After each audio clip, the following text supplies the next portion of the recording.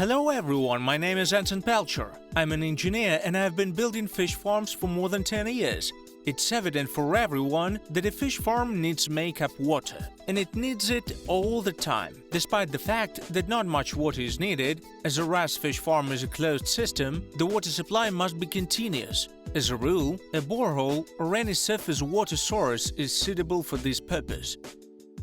It's great if the water you plan to use at your fish farm is of perfect quality. It doesn't contain any pollutants. If you just supply it to the farm and don't worry. But often there are situations when the quality of water, its parameters, are not suitable for the purpose of fish farming for one or another reason. There can be a lot of iron, nitrates, and other harmful substances contained in the water. Important point: in this video, I will not deal with the amount of water that is required at the fish farm, depending on the type of fish and farm capacity, but on how to properly supply and treat water. There is a separate video on the amount of water needed. If you have not watched it, be sure to watch. And in this video, I will talk exclusively about what to do about the water if it doesn't meet the required parameters to be supplied to the RAS farm. Be sure to watch this video to the end, because in this video, I'm going to talk about every major harmful substance that can be found in the borehole, mains water, and open water sources. What can be done to treat it, and how is it treated? And what should be the quality of the water before it's fed to the RAS fish farm? And first of all, I will tell you about the difference between water treatment in RAS and treatment of makeup water from a water source, because a lot of people actually confuse these two concepts. The whole point is that there are two separate independent water treatment systems. The first one, it's a RAS system water treatment. That is, the filters of the RAS system, which work in a closed circuit. They're not able to treat water fed from the water source, because there are separate filters are used. Mechanical filter treating water from fish feces, biofilter treating water from ammonium nitrogen, also water disinfection system, and so on. In other words, RAS system had such filters which are not capable of properly treating water, let's say from iron or nitrates or hardness, and they are simply not designed for this purpose. They work at high flow rates in a closed system, and they treat water from feces, ammonium nitrogen, nitrites. And a separate group of filters is used for water treatment in case you need to prepare and treat the water before supplying it to the farm. The types of filters are completely different. For the treatment of makeup water of hardness, iron, and so on, special filters are used.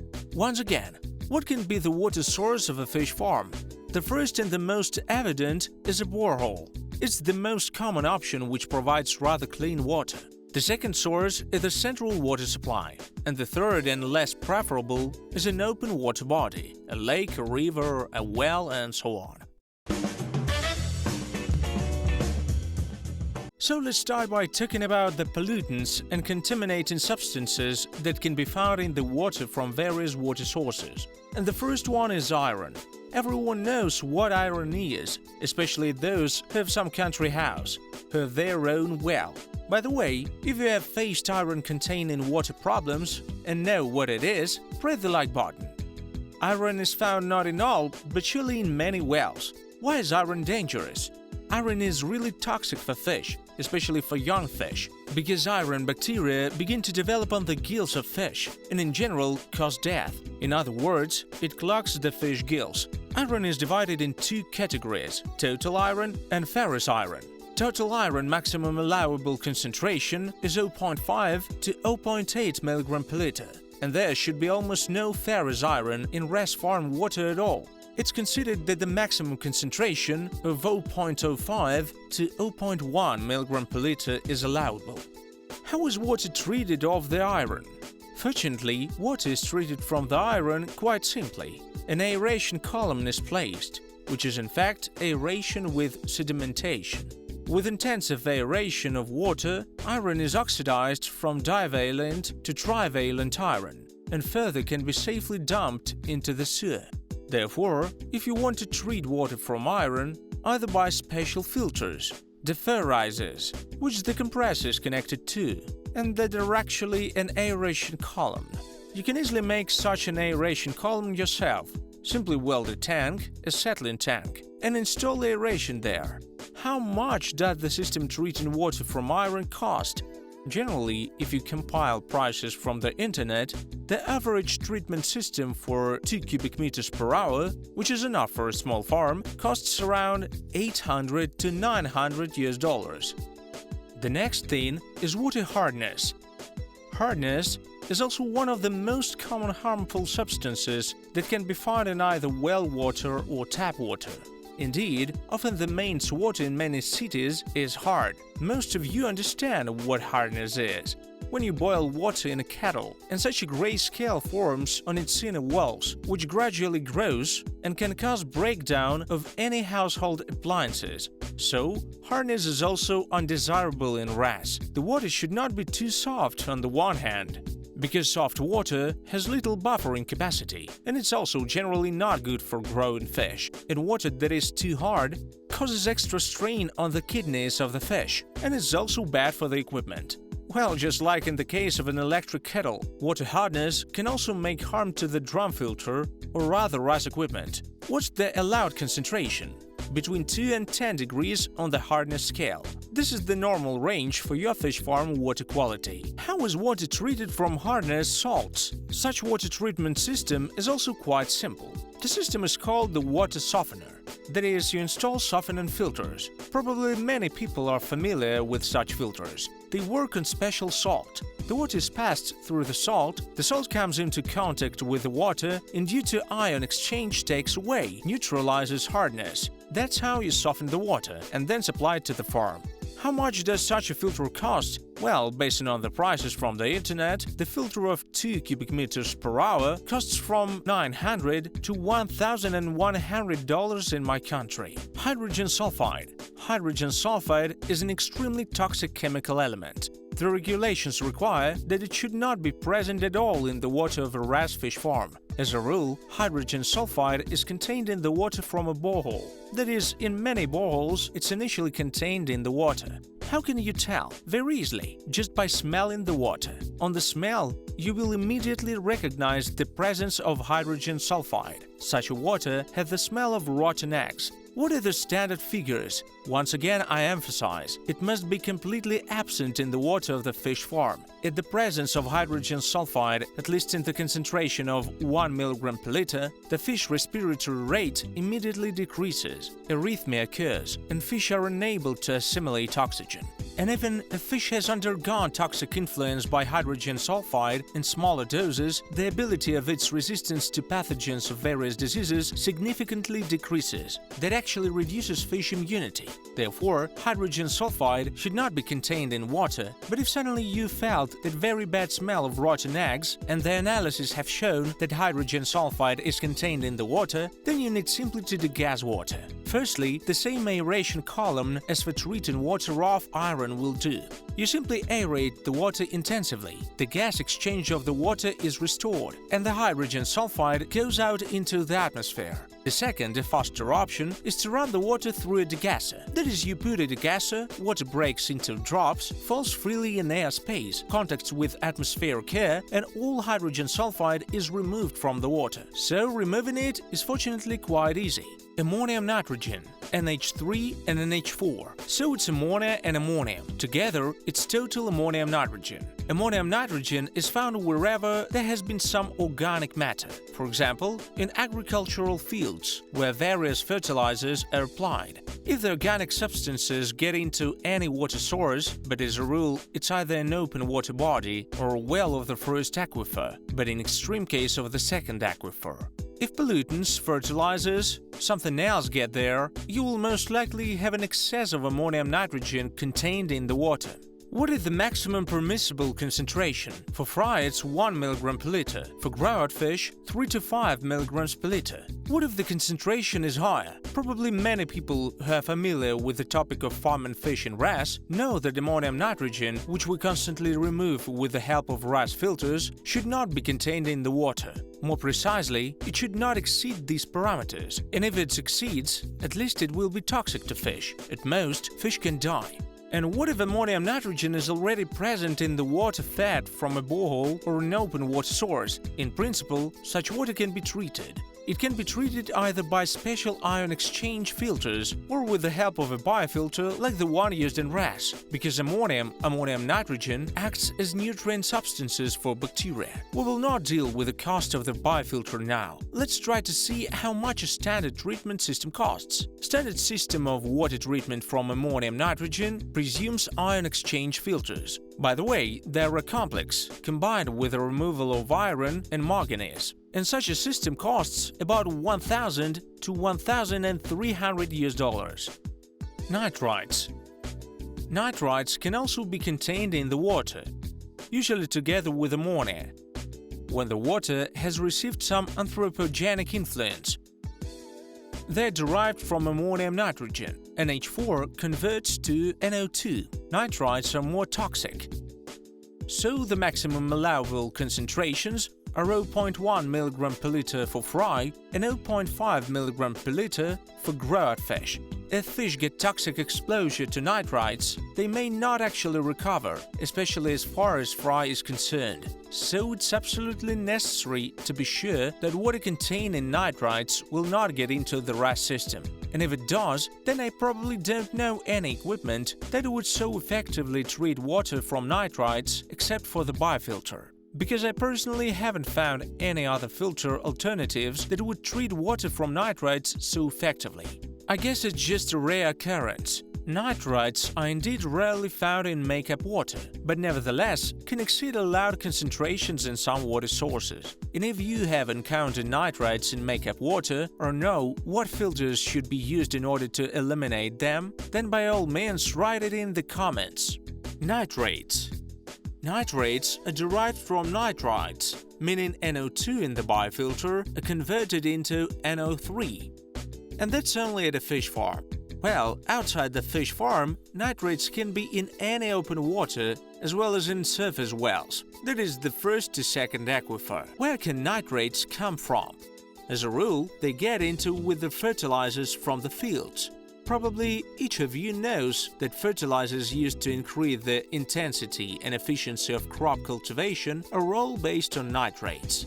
So, if these fertilizers were spread in the fields, then it rained, then fertilizer soaked into the soil and slowly penetrated into the water that you feed to your farm. Generally, nitrates are not conditionally toxic for fish, but only up to certain concentrations. For fry, nitrates should not exceed 50 mg per liter. For grow-out fish, 150 to 200 mg per liter. There are other concentrations for trout and sturgeon, and as far as African catfish is concerned, probably up to 500 to 700 mg per liter.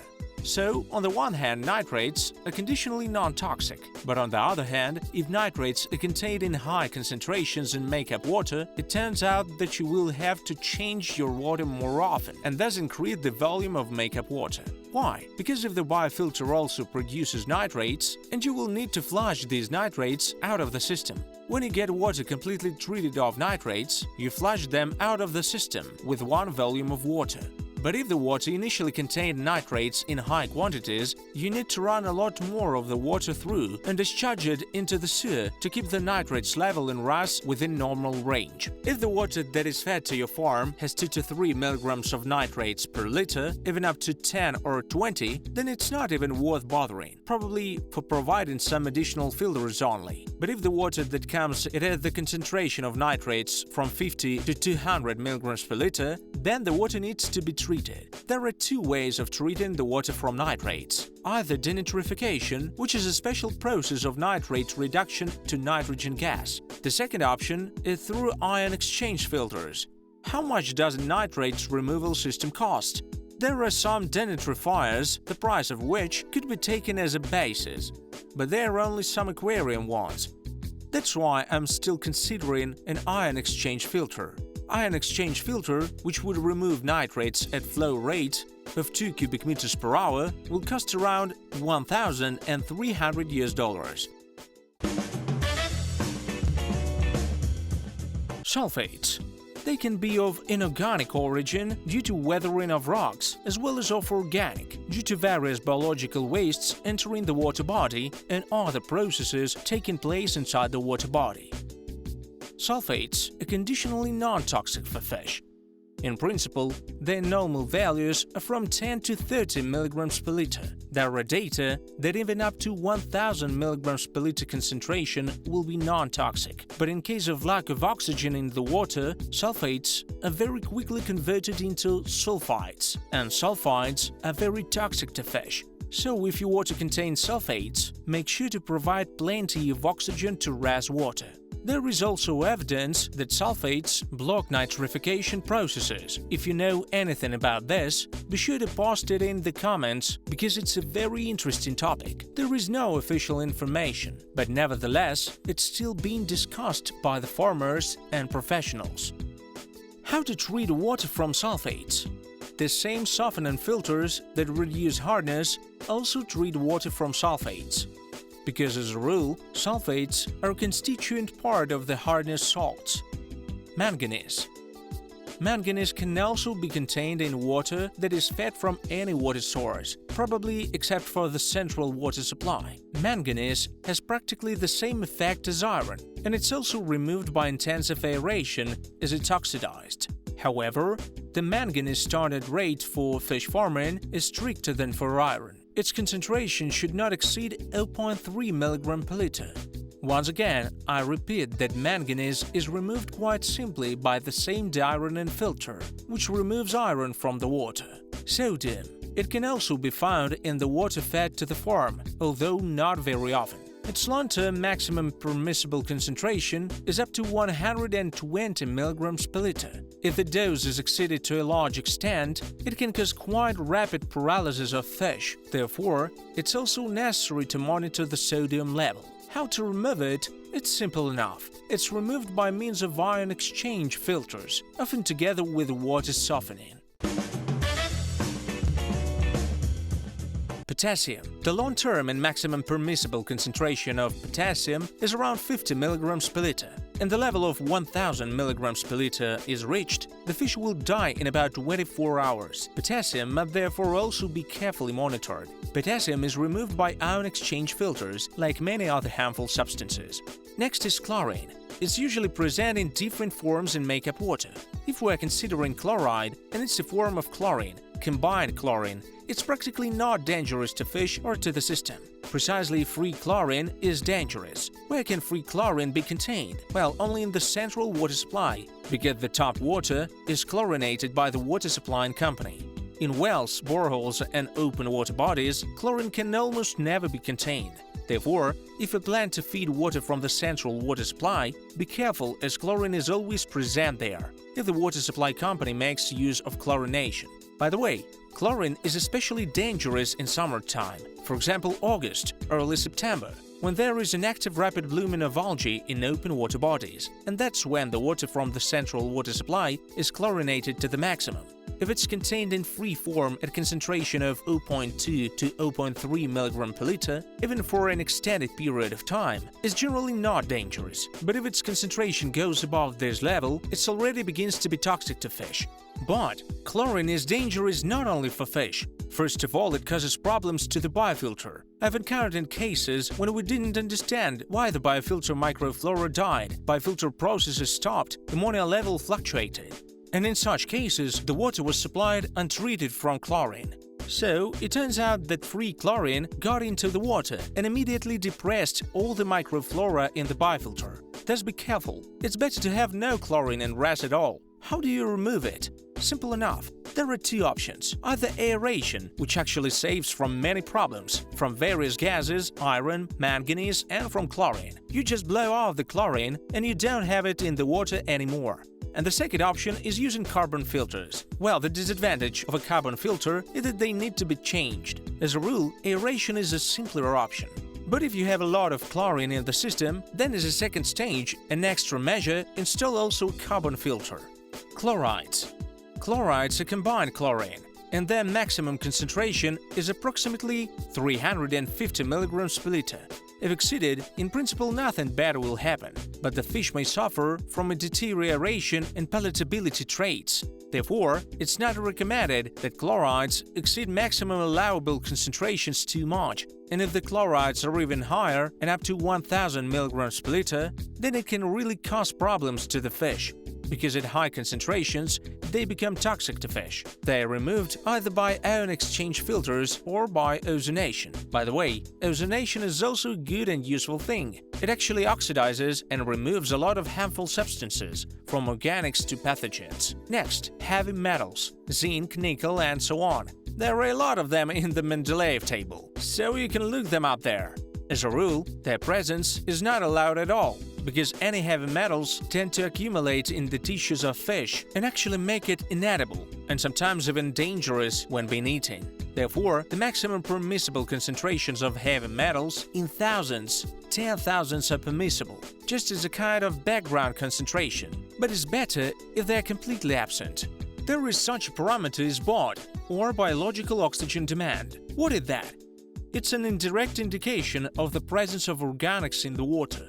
That is, you have certain organic contaminants in the water, and they consume oxygen during oxidation process. So BOD is the biological oxygen demand. How do you measure it? It means actually letting the water stay still for a certain period of time, for example for 5 days. And for a full BOD, if I'm not mistaken, 25 days are needed. Organic contaminants consume oxygen from the water, so the oxygen content in the water drops, and then the biological oxygen demand is measured. You should not draw any conclusions from BOD level, because it should be looked at in conjunction with other parameters. Because BOD indicates the presence of organics, and organics presumes ammonium nitrogen, nitrites, nitrates.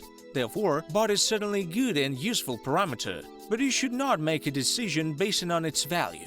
Turbidity, color, and odor are actually organoleptic parameters. That is, you can understand them yourself, and they are measured in points, starting from 1 point and ending, if I'm not mistaken, with 5 points.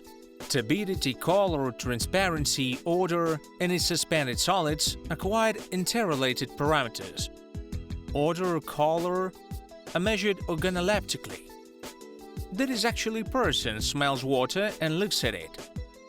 Transparency and presence of suspended solids are determined using physicochemical methods. Basically, all these indicators show whether your water is clean in terms of the presence of any obvious pollutants or if it's relatively dirty. For example, if iron is contained in the water and the iron has oxidized, there will be suspended solids and there will be a characteristic iron smell. If the water contains hydrogen sulfide, the smell will also be, because the odor is the evidence of hydrogen sulfide presence. These indicators should also be looked at in conjunction with other parameters. For example, if the water is fed from a well or a borehole, it contains iron of hydrogen sulfide, and naturally there will be an odor, as well as suspended solids. If the water is from an open water source, the odor means the presence of some silt, tina, and it's the evidence of some processes, for example, rotting. So monitor these parameters only in conjunction with the others. pH. Factually, it's the hydrogen value. It can be from 0, it's full and pure acid, to 14 pure alkaline. As a rule, the normal range in any RAS system is from 6.5 to 7.5, and these are ideal values. The maximum range is from 6 to 8. In these conditions, the fish feel as good as possible, and the biofilter works perfectly. If the pH level deviates either one way or the other, it must be corrected. How can it be done? If the water is alkalized and the value is beyond 8, you need to add acid. If the water is acidic and pH value is below 6, then you need to add alkali or baking soda. And next parameter is total salinity or dry residue. Actually, it's an indication of how much insoluble impurities are present in the water. These are sodium, potassium, calcium, magnesium salts. So it's actually the cumulative other parameters that I talked about earlier. And the dry residue is an indication of the total water mineralization. As a rule, in mineral springs mineralization can go up almost to infinity, and in treated water, for example, path reversed osmosis, It's almost non-existent because all the minerals are accumulated on the membrane. Where does mineralization come from? Generally, increased mineralization is present in groundwater, in those waters that are in contact with various forms of rocks. As far as salinity is concerned, there are no maximum allowable concentrations, but as a rule, mineralization is directly related to hardness. So by treating, softening water, you actually immediately reduce its salinity. Therefore, these are two related parameters that are dealt with in the same way. Probably the last thing I'll talk about is pathogens. These are viruses, bacteria, parasites, and so on. The maximum amount of them is contained in water from open water sources, in those water bodies that are not protected from the external environment. There are birds, fish, wild nature. That's why parasites, bacteria, all kinds of pathogens are contained there. Also in smaller quantities, they can be found in surface waters, groundwater, which is also not very much protected from external factors. To a lesser extent, they're contained in wells of the second aquifer, those wells that are deeper 40 to 70 meters. But they are not contained in artesian wells, that's in the wells from 70 meters of depth and beyond, and they are not contained in tap water, in case it has been chlorinated. Therefore, if you supply water from open water sources, then it must be disinfected. How? Usually either with ultraviolet or ozone. Chlorine is not used to disinfect water where fish grow, because as I have mentioned earlier, it's extremely toxic for both fish and harmful for the biofilter. And now let's take a closer look at various water sources. Let's talk about which contaminants are characteristic for them. For the river and for open water sources, the following contaminations are characteristic: turbidity, suspended solids, various pathogens, organics, nitrogen, ammonium nitrates, and sometimes also dissolved gases. How is the water of an open water source usually treated? First of all, with the help of a drum filter, preferably with a fine mesh, let's say 20 microns. The second is disinfection. That's ultraviolet ozonation, perhaps with the help of sedimentation, in case the water has undergone ozone treatment, and also degassing, in case the water is taken somewhere deep, for example, not from the surface water body, but from a deep borehole or well. It may contain additional dissolved gases. As a rule, these are standard ways of water treatment. Borehole. Any borehole can contain any type of harmful substances, or all of them combined. As a rule, these are iron, hardness, various minerals. The standard treatment in this case is either aeration or ion exchange. If the situation is too bad, then install reverse osmosis. Central water supply. Tap water may contain chlorine, sometimes hardness. From chlorine, treatment by aeration is used. And you can eliminate hardness by means of softening.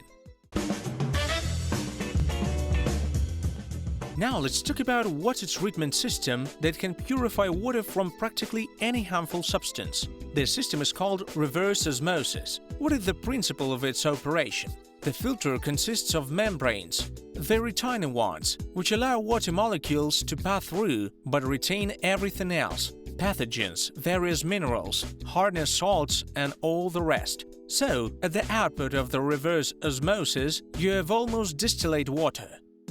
Why can't you just put in reverse osmosis and not bother with different filters?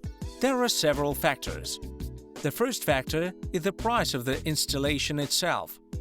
The reverse osmosis system, with a capacity of 2 cubic meters per hour, costs from $8,000 to $10,000. Imagine that. This is already 5 or even 10 times more than a single filter costs.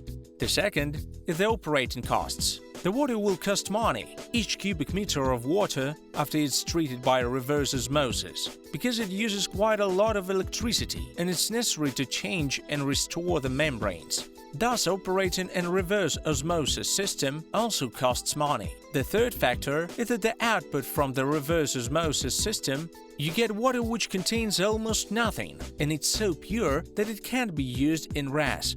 It must mix with the original, non-treated water, so that it at least contains minerals, vitamins, microelements, and so on. In general, everything that fish need. How is water usually examined? How to test water parameters? It's pretty simple. If you want to test your water, I don't recommend using any manual aquarium tests which are at hand. They're actually very inaccurate. I recommend that you take your water to a professional lab right away. As a rule, such analysis can be made either by your local sanitary and epidemiological authorities or any other private labs. You just collect a certain sample of the water, for example, several 1.5-liter bottles, and take them to the laboratory. The most important thing is to cover them with a lid. Avoid water contact with oxygen.